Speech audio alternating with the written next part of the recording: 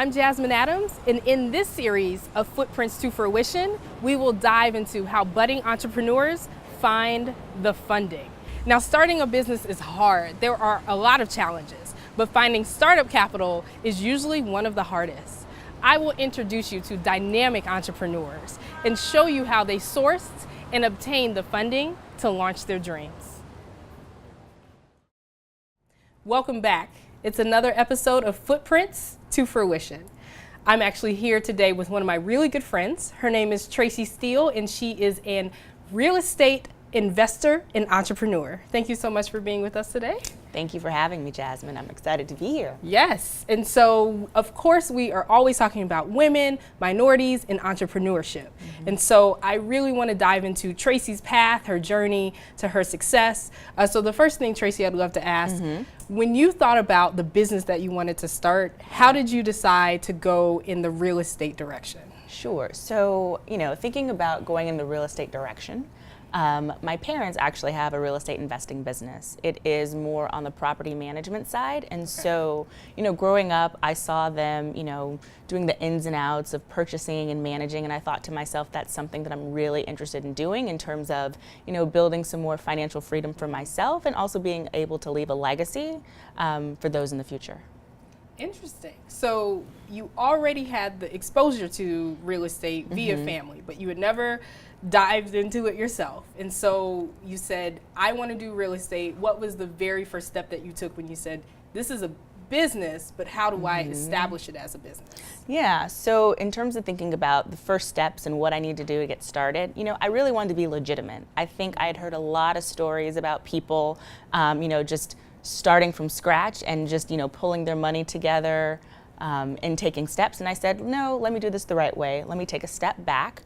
So I actually created an LLC. I registered it. I got a tax ID. Wow. Okay. And then I actually, opened a business credit card. I took my own funding, put that to the side, and was saving, and also said, this is going to be my seed money for my business. So my first step really was saying, okay, let me actually create a business entity and start saving towards whatever investing I wanted to do. So when you think about funding, because that's the key word, right? Yeah. Everybody says, oh, I want to be an entrepreneur, I'm going to start a business. Funding and capital is one of the most important components.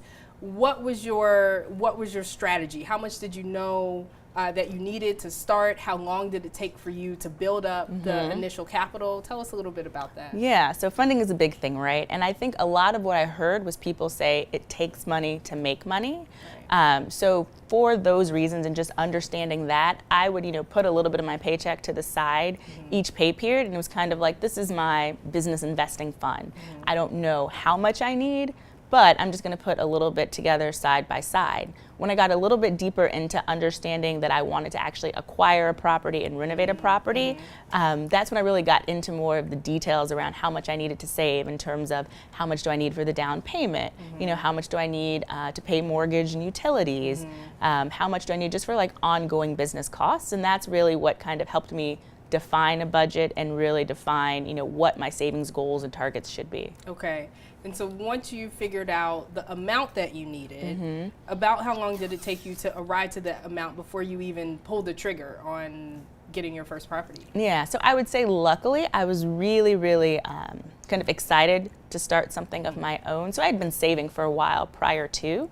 So when it came down to the actual funds that I needed, I think it probably took about like 3 months to do the rest of the saving. Wow. But there's some luck involved in that too. Like, my job gave me a bonus, and I took that bonus and put it almost exclusively toward this particular business venture. So it wasn't necessarily just, diligent saving. It was some luck along the way too. Right. So first of all, you heard that she adulted with her bonus, because we all want to have a little bit of fun with our bonus, but she adulted with it. Kudos to you on that. Thanks. And so you had the money. We're at that stage in the process. How did you figure out how much can I bite off, right? Because especially with real estate, it's very easy to bite off more than you can chew. So what did you use to determine the level of investment that you wanted to make? Yeah, so, I naively, and I'll say this, naively, was really, really excited and really gregarious. And so, there's all these HGTV shows, there's all these different, outlets that say like, doing real estate investing and renovating, isn't that difficult, or they make it seem really, really easy. I also had people around me that were hyping me up, like, you can do this. So in terms of what I bit off, I definitely bit off more than I probably should have on my first venture. But to be specific, I decided to gut rehab a 3-unit building on the south side of Chicago.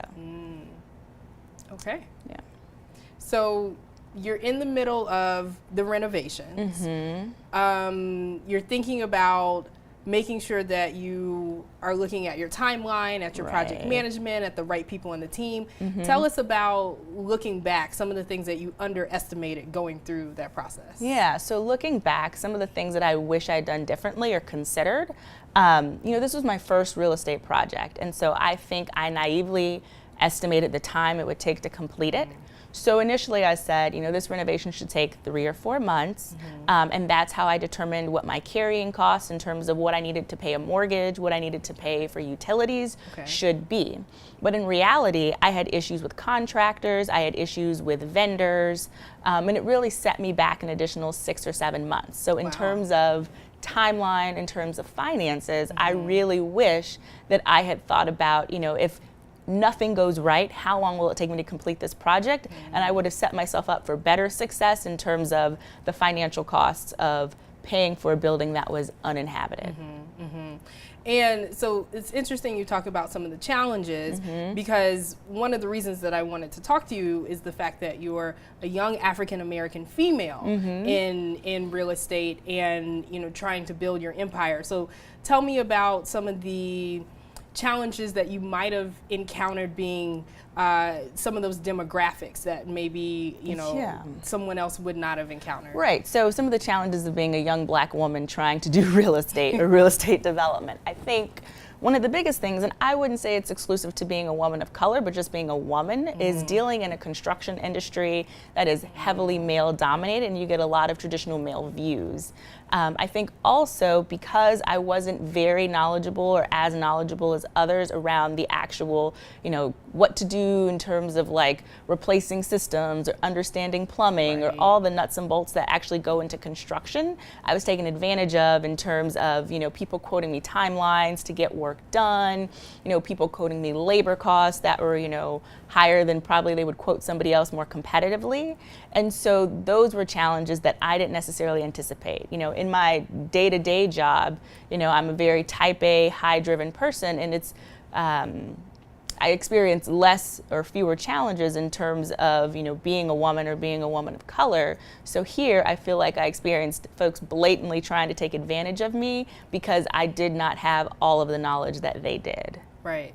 So how do you feel like you've at least learned from that experience, and as you continue to look at your real estate endeavors, what you'll use moving forward to make you more successful? Yeah, in terms of what I learned from that. So I think one of the great things that came out of that experience, so I think I mentioned that I blew through my timeline. I said it would take 3 or 4 months, and it really took closer to like 8, 9, 10.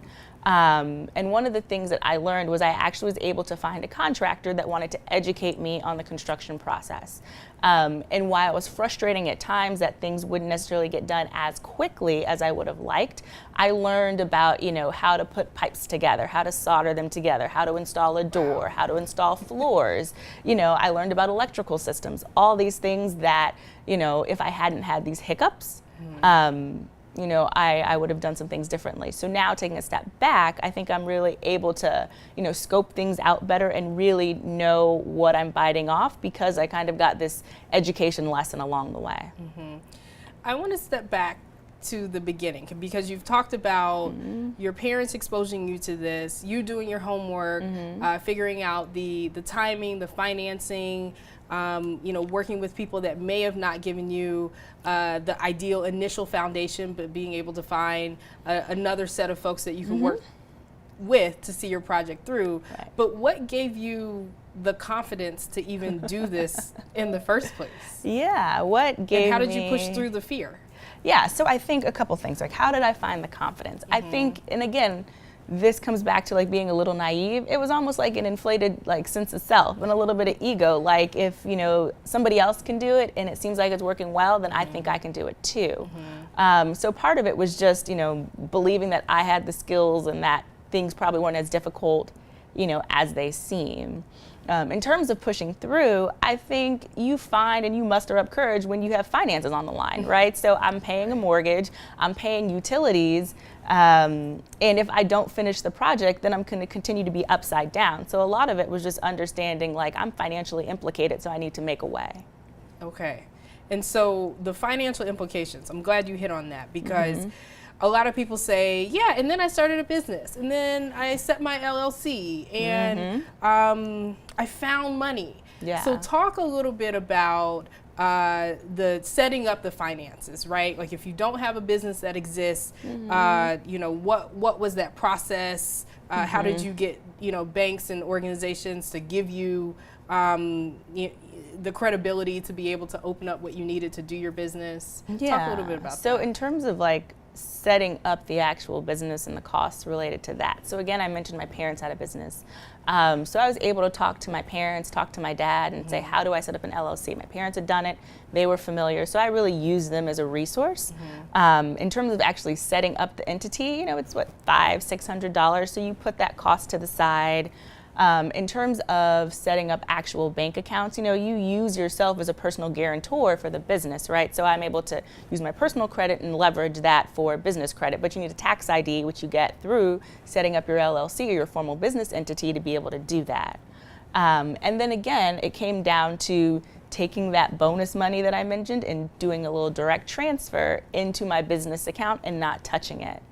And it's just, again, being disciplined, reading up a lot, and then talking to folks that had started businesses, hearing their pitfalls and their challenges, and trying to, learn from that and not make the same mistakes. Right.